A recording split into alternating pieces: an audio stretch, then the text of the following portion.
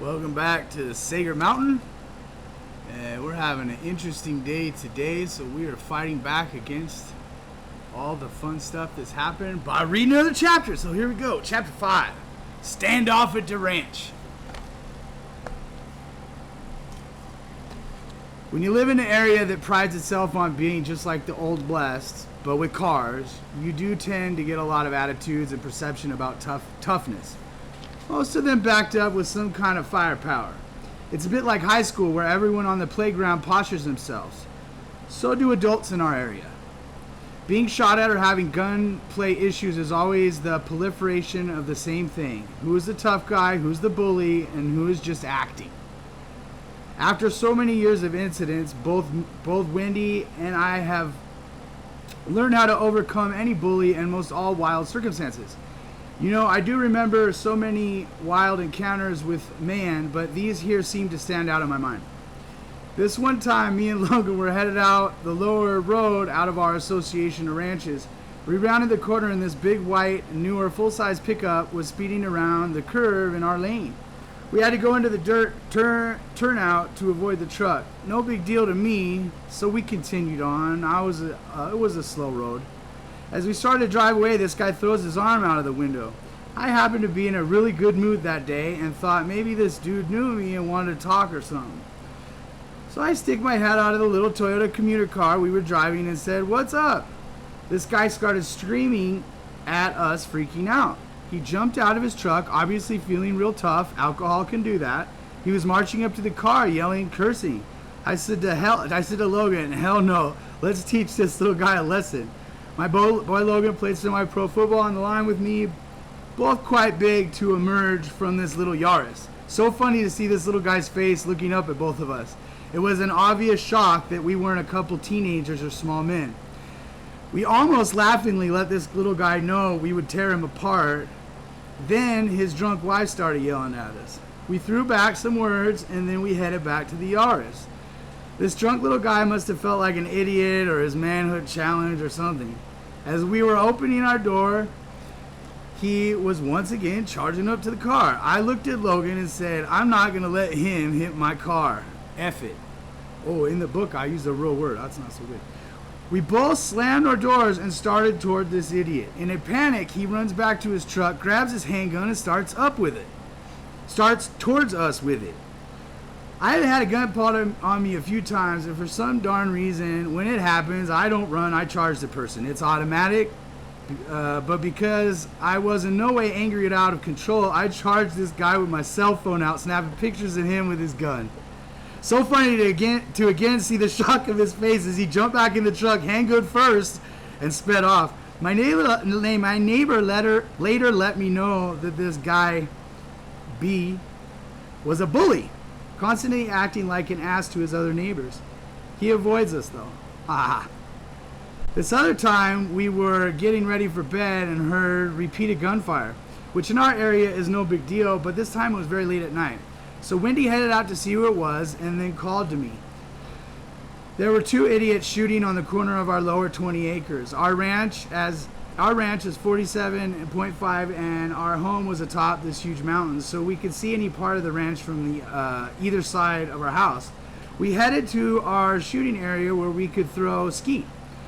As we walked up the hill, we could see there was a truck and two men being loud and shooting into our canyon. Wendy yelled, "Effing stop shooting, assholes." There was a pause, then we could see muzzle flashes and starting shooting towards us. It's funny, at the time, all I was concerned about was getting a hole in the water tower. Better chance of that than getting hit by a bullet over half a mile away. Anyways, we headed back to the house and had the kids stay in their rooms, grabbed our weapons, and headed out. Wendy had her 9mm at the time, and I was on the 12 gauge. We jumped in the Jeep and headed down to the corner of the property to confront them. The Jeep has a massive light bar, fog lights, and a smaller LED bar. As we approached, we were with no lights. Then as we got close, Wendy threw on the lights and I'm sure shocked the shit out of these two. You can see anything when all the lights are in your face. You can't see anything with all the lights in your face. We both exited the Jeep, locked and loaded. Wendy had her 9 in her hand and she squared up with the one guy with the Old West gun belt on. He had a 6-shooter in it, and I think he was practicing quick draw. Her gun was out, and both of these guys' guns were holstered. Wendy and this Old West actor were going back and forth. He was saying that he just bought the property below us, and he kept pointing at the fence saying, "That's my fence." And we were saying, "Yeah, and you're on the wrong side of it." A few FUs went to them as Wendy was scolding these idiots, and they were so drunk they couldn't stand straight. The whole time I'm standing just to the side of Wendy with the 12 gauge ready to shoot. I had the gun pointed at the dirt facing the normal dressed guy. Mr. Old West was being sensible, but the other guy was being an idiot. He looked down at Wendy's gun as she was talking to the Western guy. He got a weird look on his face, and he started for his gun, obviously reacting to Wendy. It was such a slow motion moment, which seemed to take many minutes, but it just took a second to lift the shotgun about a foot and yell, "I'm gonna put you in a fucking mine." Effing mine, excuse me. Those words actually saved this guy's life. Thankful to the angels that night. It was an off thing to yell, but there's a joke on the mountain. That's the best way to dispose of a body, because they don't search old mines. So I yelled, and it was weird enough that he immediately let go of his gun. Neither one was really looking at me, but after that, they were both shocked that we both had a bead on them like that. So they said that they would leave, and we backed off the whole time, guns at the ready. Anyways, guess your cell phone doesn't work. It's time for the 12 gauge and 9. Alcohol can bring out the worst in people. I heard that alcohol was named after and cursed by the spirit Al Ghul. Guess that's why they call it spirits. The funniest standoff occurred a few years earlier in the same location. Like the before mentioned encounter, Wendy let me know one late night that a car was parked with the lights on the same lower corner turnout of our ranch. I said, "Okay, I will take the Jeep and I'll let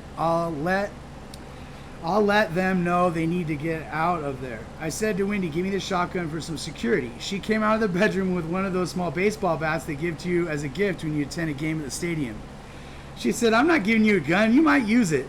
This was years earlier and was good practice for what we described earlier. So funny, I took the little bat and headed down the same manner. I rolled up on them. Lights were on when I drove up. This one guy was sitting on his herd. I dramatically stopped the Jeep, lights blinding at the car. I jumped out, put the little bat in the crease of the door like it was a gun. I aimed my bat at the car and shouted, "What are you doing here?" It was so silly to be aiming a baby bat at someone. However, it was better to see this guy's friend's head appear as she was lying on the hood. It was so funny. I was chuckling when I said, "So sorry to interrupt, but this is private property." Private property is an interesting concept. One warm night in early October, the time of year that the garden was stinking and the ranch is never left alone, we got a visitor. When you live as remote as we did, there was never just a visitor, especially not at night. Around 3 a.m. our power went out. I absolutely hate it when the power would go off because it's so very dark in the house. So we're lighting candles and had the phones out when we see lights coming down our road.